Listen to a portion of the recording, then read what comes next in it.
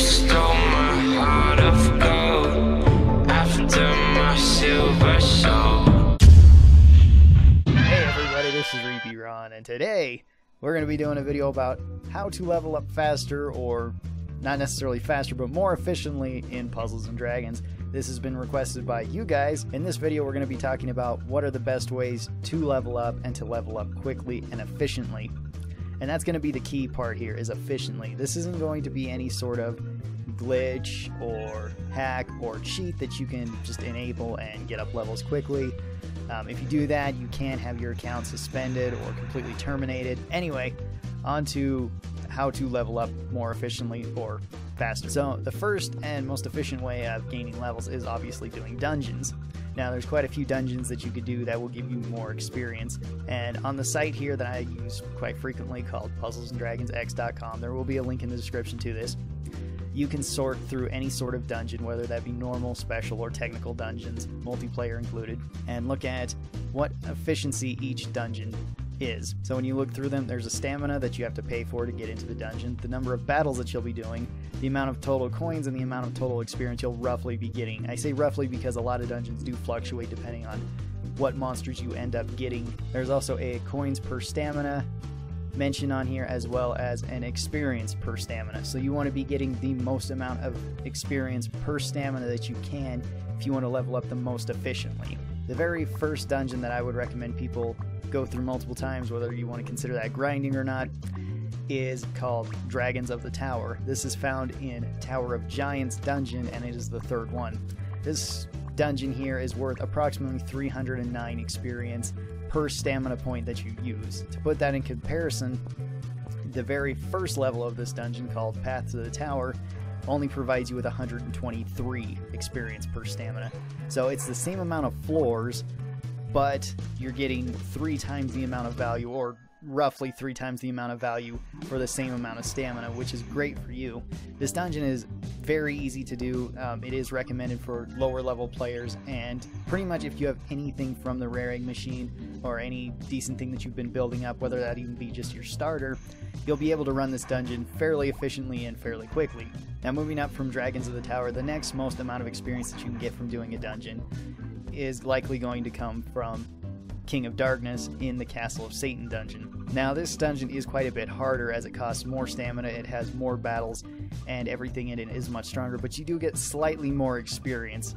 So if you can do this, you will be getting a little bit more experience, and this will be pretty much the trend going forward. Generally, the last floor of any dungeon is going to be giving you marginally more experience. So if you can comfortably do them, I'd recommend doing those.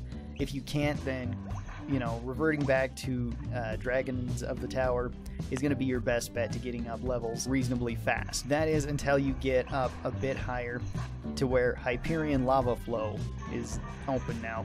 And in Hyperion Lava Flow, if you look at Lava Tube, that's going to be your best amount of experience to stamina ratio, besides doing the final level of this called Blazing Dragon, which is actually even a little bit less, and it's generally considered more difficult.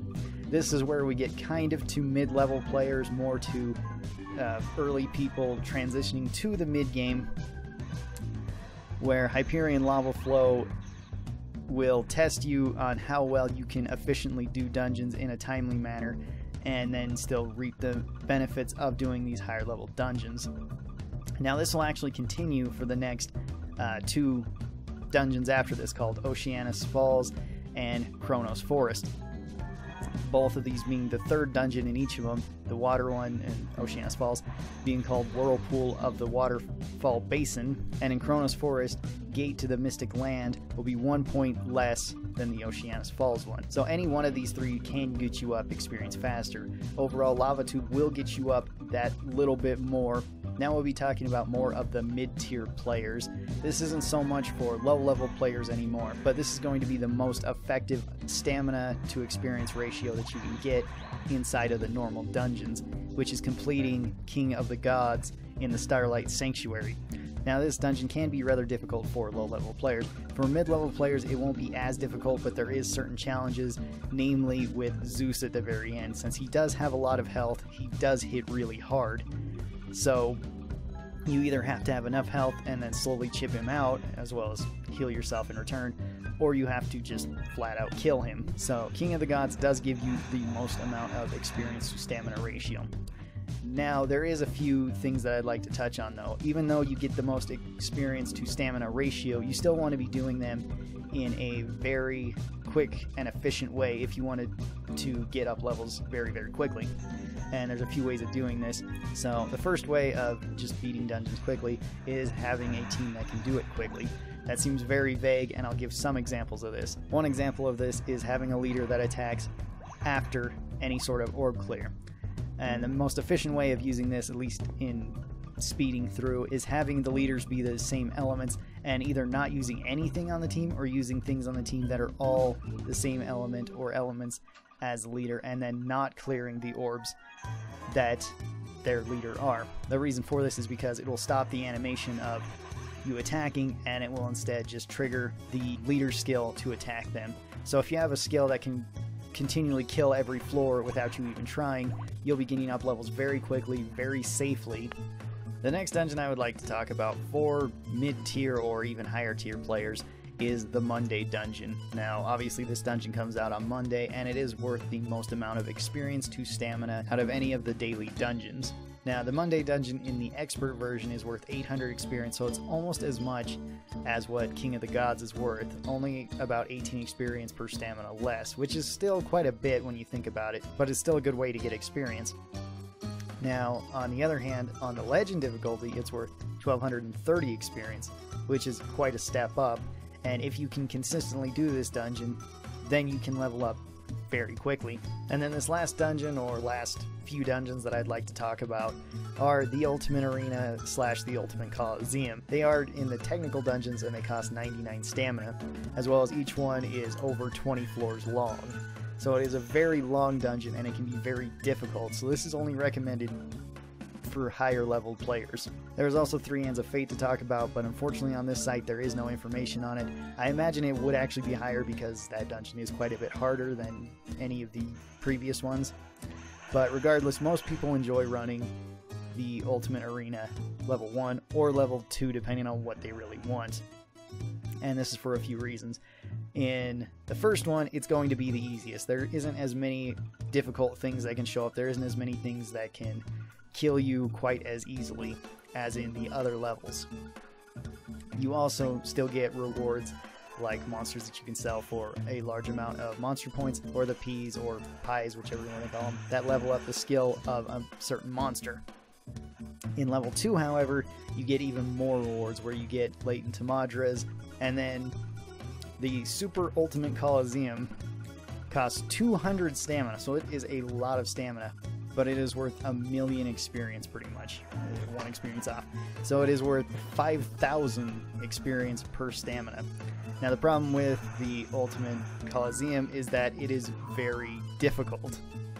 It is very, very difficult. Even higher level players can struggle with this, or even players that have done it quite a few times can end up just making a bad mistake and losing, and then you're out 200 stamina. So that might not be the best. The best I'd recommend is probably doing Ultimate Arena level 1 or level 2, however confident you are in completing them. Level 1 is not that difficult to complete. A lot of teams can do it. The very last thing I'd like to talk about in this guide is getting even more experience, and this can be achieved namely through one particular monster. Now in Japan, or if you have a Japanese version of the game, you actually have about 3 different monsters you can pick from, but I'm only going to be talking about one, and this is Scholarly God of Wealth Building, Ganesha.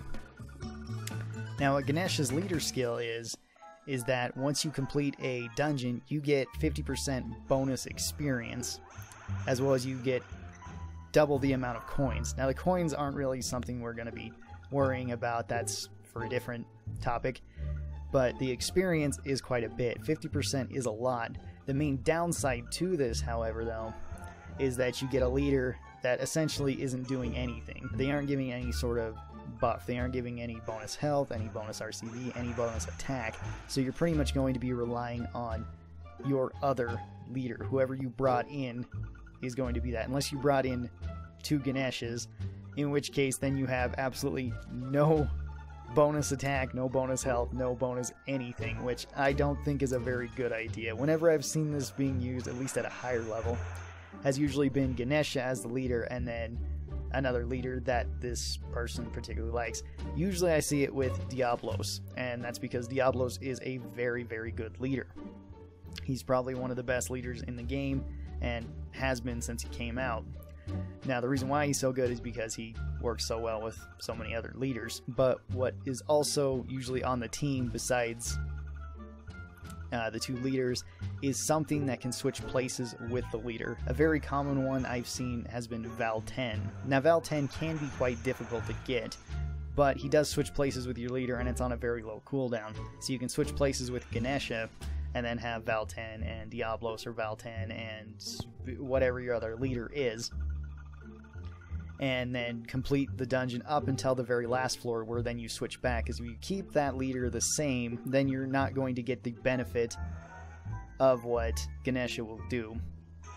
And this is how I've seen a lot of people get up levels quickly, mainly doing Arena 1. Now, this only really works if you do have Ganesha, and Ganesha is a rare machine only monster.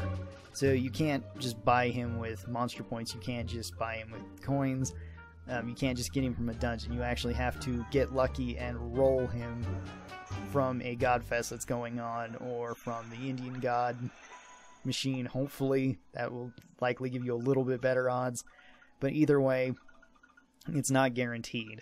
And that's another way that people get up levels quickly. So I hope you guys found this guide useful.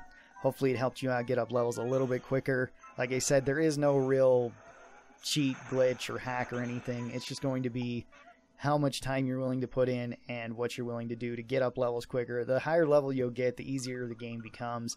You'll get a lot more stamina, so you have a lot more options. You don't have to be worrying about constantly trying to get up levels.